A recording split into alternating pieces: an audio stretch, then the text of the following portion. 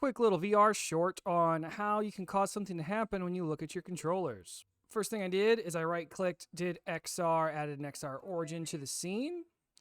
Now I need some controllers. I'm going to go to the package manager. I'm going to go to Unity registry. I'm going to go to maybe VR. No, I'm going to go to, where am I going to go? I imagine the XR interaction toolkit. Go to samples. I have starter assets already here, so maybe I'm good. Let's double check XR plugin management. Does it have example stuff? That's an example XR management implementation. I don't think that has the models I want. Yeah, so I already had them from the XR Interaction Toolkit prefabs. What's weird though is when I tried to pick this as the controller prefab, like on the left-hand controller, you come over here and you're on the XR controller.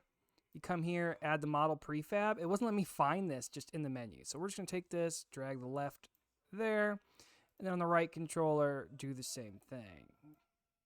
All right, so now we can actually look and down, and we actually have controllers to look at, which you can create a black material and just drag it into this, like the buttons if you want. I don't know why they don't have that built in and it's just white, but you can just get a black material and drag and drop it on the buttons if you want to use these controllers. What we want to do is we want something to happen when we actually look at the controller. So we got to do some things. Now I'm not going to do this with C# scripting. I'm going to use visual scripting to make it really obvious what's happening here. So I'm using Playmaker to just show what's happening. All right, so what I want to do is I want to sphere cast from the main camera and see if it hits either the left hand or the right hand controller. So for this to work, these need some type of collider on them. So I am just going to, let's just double click on it so that we can see it in scene view. All right, so, oh, it doesn't spawn the controller in until after.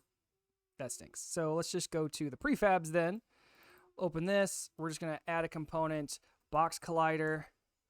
And, I don't want this to actually collide with anything in the scene. So I need to create a new layer for it. And I'm just going to call it, raycast only, and then come back over here, go to layer, go to raycast only. Sure, change children.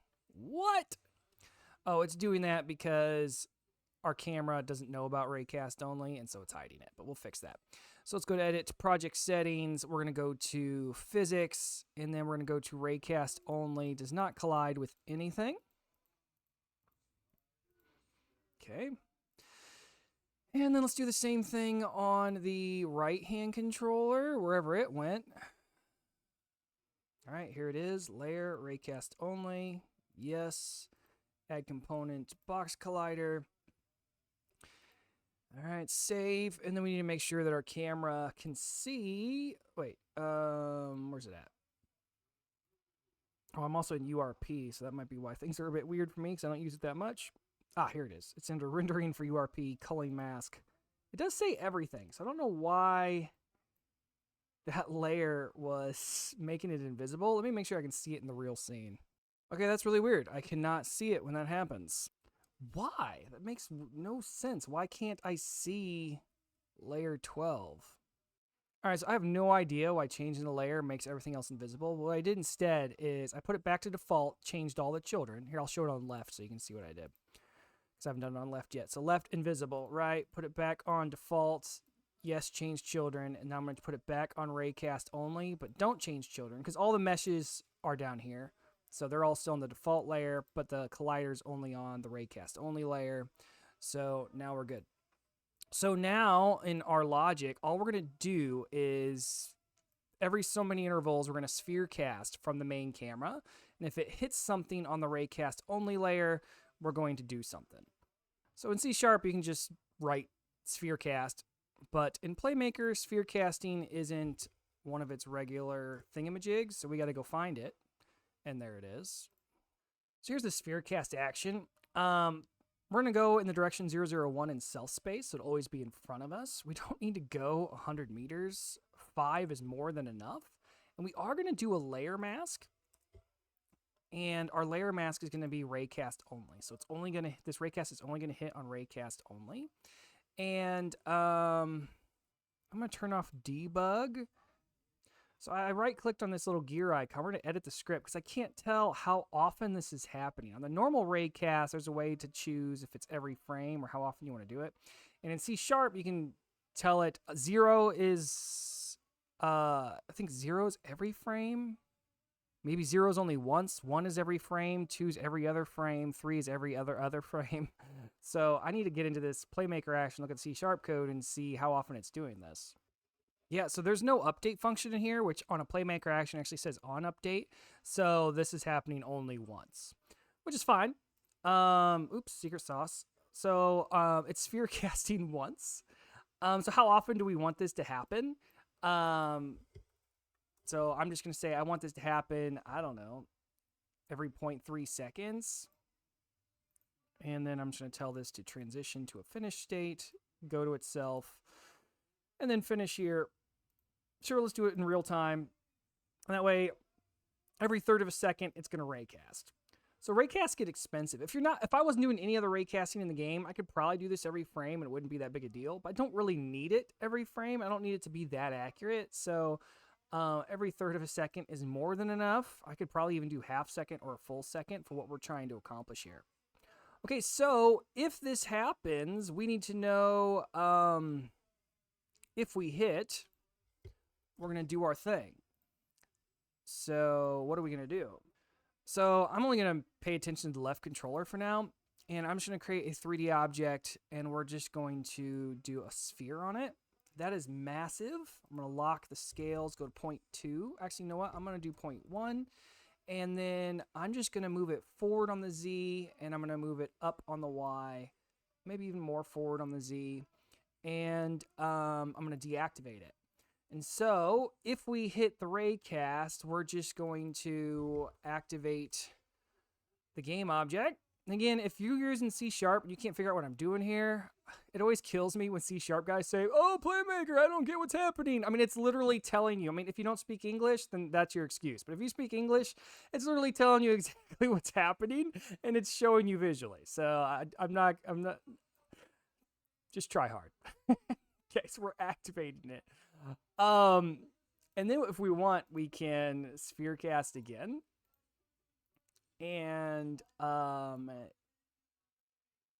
if we don't hit, so you know what? Let's put this in a different state.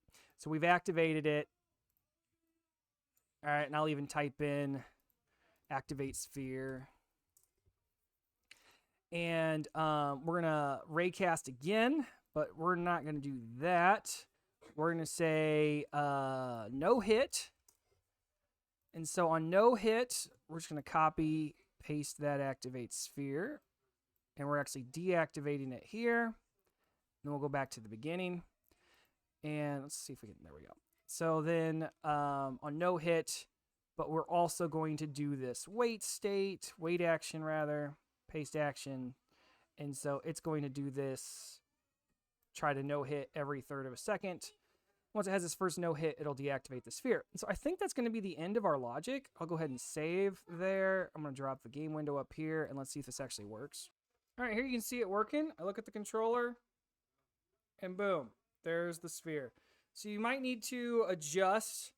So this could be a quad or a UI canvas or whatever. You might need to adjust the radius. This is actually kind of big. I mean, if we want to see what that actually looks like, and I meant to do this and completely forgot, we can go to like our main camera in scene view here. Go to our main camera. Go to our main camera. Come on. Zoom in on the main camera. All right, so we could... Are you serious right now? F. I don't know why it's being goofy like that. But we can add a sphere. All right, so it's trying to sphere cast, right, with this big of a thing. And actually, what axis would we be on? Z. So like with a radius of 1, and you know, it's doing a sphere cast something like this. So it's actually pretty wide. And that's one of the reasons why we're using a sphere cast instead of ray cast, because you don't have to be super accurate to look at it. Another thing we could do is on the left-hand controller, which I just realized, but would make a whole lot more sense and probably more accurate. I'm going to delete this sphere. Is I can put the I could put the collider on this and change the layer to raycast only. I wonder if that would break anything. No, this object only. Add component. Box collider. Because now we can like go to the controller and let's look at this. And it's drawing it on the ray interactor. Ah, well, we're not gonna do that. It's working.